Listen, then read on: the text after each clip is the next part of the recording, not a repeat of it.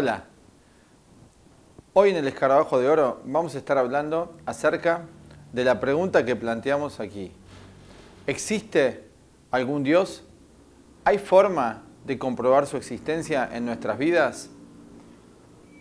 Esto es una pregunta extraña, pero es una pregunta que todos nos hacemos.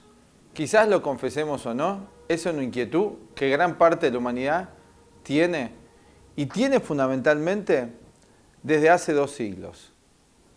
Vamos a ir explicando por qué decimos que desde hace 2 siglos la humanidad actual tiene esta inquietud muy presente en su mente.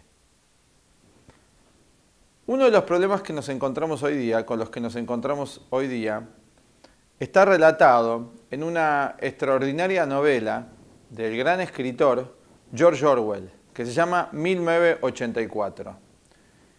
En esta novela, uno de los temas que plantea George Orwell es que hay una sociedad muy tiránica. Esta película tan interesante fue hecha en 1984, el libro fue escrito muchísimas décadas antes, y aquí se plantea en la novela y luego en la película que hay un gobierno tiránico, un gobierno mundial que tiene a toda la población con el cerebro lavado. Podemos encontrar muchas analogías con nuestro tiempo actual. Y este gobierno mundial tiránico que tiene todo el poder, ha hecho un diccionario de palabras que están prohibidas y lo van reeditando. Hoy nos encontramos en un momento bastante particular donde podemos ver que el diálogo entre las personas y la comunicación se ha vuelto muy difícil. Quizás ustedes hayan experimentado eso, que cada vez es más difícil entenderse con los demás. Y algo que sucede en este sentido, con este diccionario, como lo menciona George Orwell, de palabras prohibidas, hay palabras que conllevan y nos llevan a peleas, a malos entendidos. Hay otras palabras que ni siquiera podemos mencionar en la actualidad. Vamos a dedicar después otro video a hablar de estas palabras particularmente prohibidas. Pero hoy queremos plantear que este diccionario y esta prohibición que hay, el mal uso del lenguaje también, nos lleva a los seres humanos a que tengamos ya asociados de antemano a los conceptos determinadas ideas. Por ejemplo, cuando hablamos de Dios, nosotros automáticamente nos imaginamos el Dios conocido según las religiones occidentales. Y en función de eso, la mayoría hoy, si podemos hacer una encuesta, va a decir, no, yo no creo en Dios. Pero ¿no cree realmente en nada o no cree en ese Dios que le han dicho que es un anciano sentado en una nube de barba y bigotes? ¿A qué llamamos el ateísmo? El otro día hablaba con un joven y me decía, yo soy agnóstico pero soy creyente, otros se llaman ateo. Sin embargo, cuando indagás más en profundidad, todos creemos en algo. Entonces acá tenemos un problema con la palabra Dios. Entendido esto, nosotros pusimos un título, si es posible comprobar la existencia de Dios, si existe algún Dios, para este video. Pero para eso primero, queremos nosotros sacar las asociaciones que tenemos de la palabra Dios para poder pensar este tema con libertad. Y uno va a decir, ¿qué tema tan abstracto para plantear? El tema si existe o no Dios y en qué me afecta a mí. Bueno, quizás nos afecte mucho más de lo que creemos el no creer en Dios, pero no el Dios que asociamos, no el Dios de las instituciones. Vamos a profundizar sobre esto. Todos los seres humanos en la vida nos movemos según creencias. Esto ustedes lo pueden comprobar. Tenemos una creencia y esa creencia nos lleva a acciones. Por ejemplo, si yo creo que la vida se termina en el cementerio, que solamente tengo una sola vida, eso va a conformar en mí una forma de pensar, una forma de sentir y una forma de actuar. ¿Por qué dijimos que hace 2 siglos que esto se instauró en la mentalidad de la humanidad? Porque hace 2 siglos nace en Occidente la época del materialismo. con todas las ideologías políticas modernas, hace 2 siglos. Esto se inicia en 1776 con la Revolución Norteamericana y en 1786, que es una continuación de la Revolución Norteamericana, con la Revolución Francesa. Por un lado se enarbolan principios como la libertad, la fraternidad y la igualdad, pero parte de estas revoluciones fueron en contra, ¿no?, de los sistemas de creencias antiguos, que en parte a nivel político eran las monarquías, pero esto también iba de la mano de un desarrollo histórico que fue el iluminismo o el nacimiento del racionalismo a gran escala, donde las ciencias ya para el 1800 y más aún al 1850 se habían opuesto totalmente a la antigua religión, donde ya las ciencias empezaban a plantear que son parte de estos avances en la ciencia, por un lado avances y por un lado también enfoques teóricos de lo que es la ciencia, donde se empieza a plantear que no hay nada más que el cuerpo físico y que todo se produce a partir de las formas físicas, a partir de la materia. Esto va a llevar una forma de ver el mundo muy, muy particular. Entonces decimos que a partir de la Revolución Francesa se empieza a ver la vida bajo otro filtro. Piensen ustedes cómo era la mentalidad sin proyectar nuestras categorías del pensamiento, nuestra forma de ver la vida. Piensen ustedes cómo pensaba la gente en el 1500. En general hemos visto muchas películas de esto, pero nos parece que no son muy precisas estas películas, porque proyectan nuestra mentalidad moderna y le enchufamos nuestra mentalidad como era el hombre de 1500. Inclusive hay películas de Hollywood que retratan a los personajes de 1500 hablando como hablamos nosotros. Hoy hay historias, por ejemplo, modernas, adaptaciones, Romeo y Julieta. Hay una película famosa que es un gángster, son tipos pandillas y se hablan, Esto es algo propio nuestro, de la modernidad. En el 1500 no se hablaba así, se hablaba de otra manera.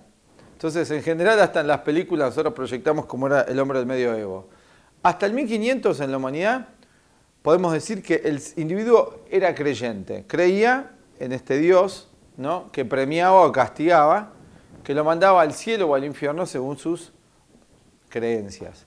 Pero aparecen las ciencias y las ciencias se empiezan a oponer, aparecen científicos, aparece Descartes, Galileo Galilei, Nicolás Copérnico un poco antes, otros científicos, y ellos empiezan a dar a conocer lo que era el conocimiento científico que había sido prohibido durante 1000 y pico de años. Luego, tras ellos, viene lo que es la etapa iluminista, un siglo y pico después, ¿no?, con John Locke, con Hume, y empiezan a plantear una mecanicidad, que todo se rige según mecanismos. Todo se rige según mecanismos. Esto influencia también en el pensamiento de la Revolución Francesa y en el desarrollo de la era industrial, donde se anula la idea de que hay algo más allá del ser humano y todo queda reducido al plano de la materia. Todo es materia. Y yo tengo que lograr aquí, en el plano material, la mayor satisfacción inmediata, porque tras este cuerpo, como somos solamente materia, tras la muerte no hay nada. Entonces, ¿por qué me voy a preocupar? ¿Por qué me voy a preocupar de qué hago con mi comportamiento si después de la vida no hay nada? Nadie me va a premiar ni me va a castigar, porque en realidad lo que me espera después de la muerte son el cementerio y yo, este ser, no existo más. Esta es la idea. Y esta idea, esta creencia, lleva al gran desarrollo, hiperdesarrollo material que iba a desarrollarse en los próximos 2 siglos a partir de la era industrial. Con todo lo que eso conllevó. Un mayor volcarse del individuo al mundo de las cosas. Cada vez queríamos más cosas, más cosas. Esto como es un cambalache, ¿no?, como dice el famoso tango, o como es hoy tenemos acá en Argentina, tuvimos el fenómeno del todo por 2 pesos, donde había una época donde por 2 pesos te comprabas todo en un bazar, todo estaba nivelado a ese nivel. O la cultura del shopping center, donde vas y te consumís todo, como dice esta idea, el filósofo León Azulay una vez dio una conferencia que decía que el consumo consume al consumidor. Quedamos nosotros identificados con todos los objetos. Eso nunca para. ¿Por qué? Se produce una gran ansiedad porque si no hay nada más en mí que lo físico, ¿qué me queda? Tener todo lo material.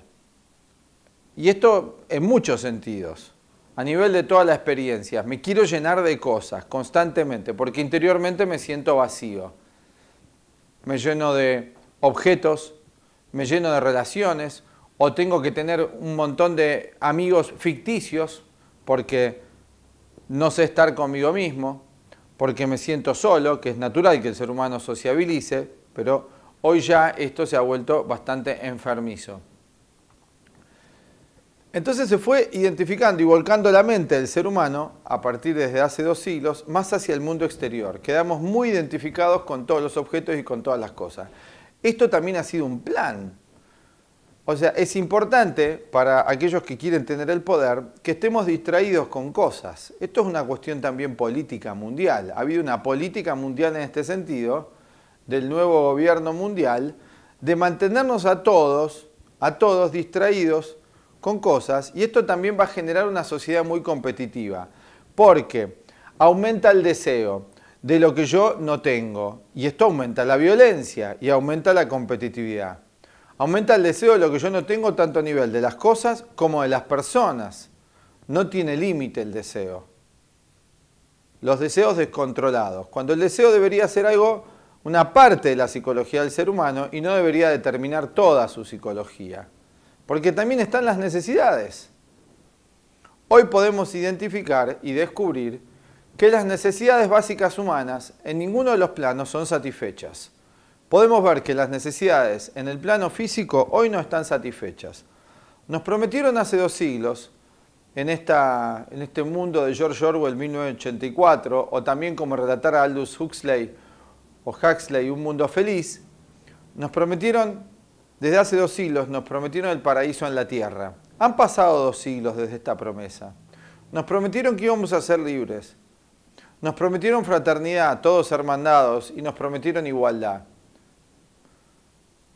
Como tenemos información desde hace 2 siglos, porque antes la información estaba prohibida, si recabamos la información que llega a nosotros en los últimos 2 siglos de historia, podemos ver que la desigualdad ha aumentado de 2 siglos a ahora.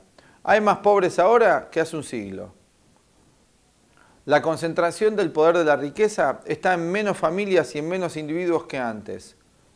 Los recursos y los avances tecnológicos que se han ido perfeccionando han sido utilizados en gran medida para el mal. Han sido utilizados para perfeccionar los sistemas de control, los sistemas de adquirir mayor rentabilidad en el consumo de los productos. El reemplazo del individuo, del campesino por las máquinas, también logró que dejar un montón de gente cesante, sin empleo, y creó esto que tenemos hoy en todas las grandes ciudades, en los suburbios, que es gente pobre, indigente, que no tiene ni educación, no tiene ni dinero y tampoco tiene lo más básico para satisfacer sus necesidades, porque cuando el individuo estaba en el campo podía sembrar y tener los productos que necesitaba, las cosas que necesitaba por lo menos para comer. Hoy ya, lamentablemente, la falta de educación no está. Esto es muy conveniente porque tenés una masa de individuos que luego participan del sistema según el que quiere llegar al poder. Porque con ciertas seducciones que le dan más la industria del entretenimiento, mantienen a todos distraídos. Esto es el pan y circo que ya Nerón, un emperador romano, al principio de la era cristiana, lo había hecho.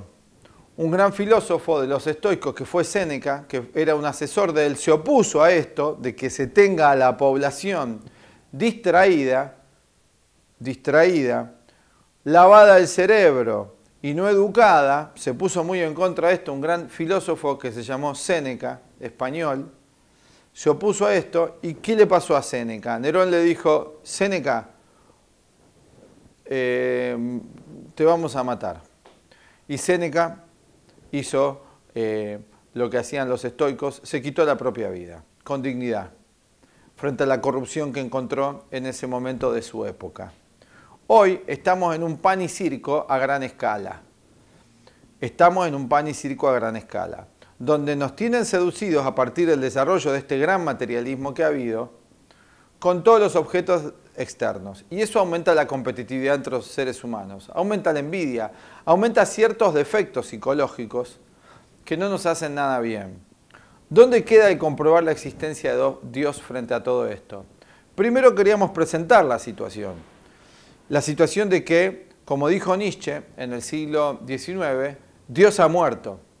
No quiso decir Nietzsche esto, y realmente nosotros pensamos que fue uno de los filósofos peor entendidos, Friedrich Nietzsche, cuando él dijo Dios ha muerto, no se refería a eliminar las creencias metafísicas en el ser humano, las creencias en algo superior. Se refería a que las instituciones que deberían representar lo espiritual ya estaban corruptas, se habían terminado. Ya en 1900 identificó esto Friedrich Nietzsche. Bueno, hoy estamos, un siglo después, en esta situación y al mismo tiempo estamos, porque ya luego de Nietzsche vino este gran psicólogo y psiquiatra suizo que fue Carl Gustav Jung, y Jung nos empieza a hablar en 1910, 1920, 1930, nos empieza a hablar de que la humanidad está al borde de un renacer espiritual.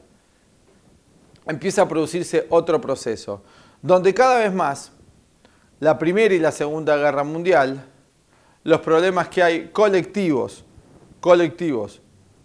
de sinsentido, ya para 1950, da origen a lo que fue el movimiento, en su momento rebelde, de los hippies en el año 1960. Que esto hubo en esa década una expansión en Occidente de protesta contra una vida completamente antinatural y artificial. Obviamente, lamentablemente, estos movimientos luego fueron copados, distorsionados en su mensaje original, que era el volver a lo natural, el volver a la naturaleza, volver a lo espiritual, y se perdió en un caos total, porque en ese momento esa rebelión quedó en la nada y sin fuerza, y fue tomado, ¿no?, de vuelta para corromper más a la gente.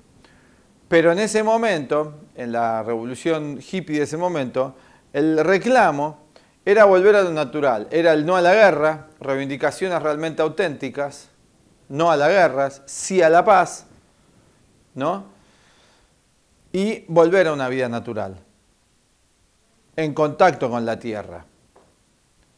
Esto sucedía porque ya había un gran vacío espiritual y estaba el individuo necesitado de descubrir lo superior.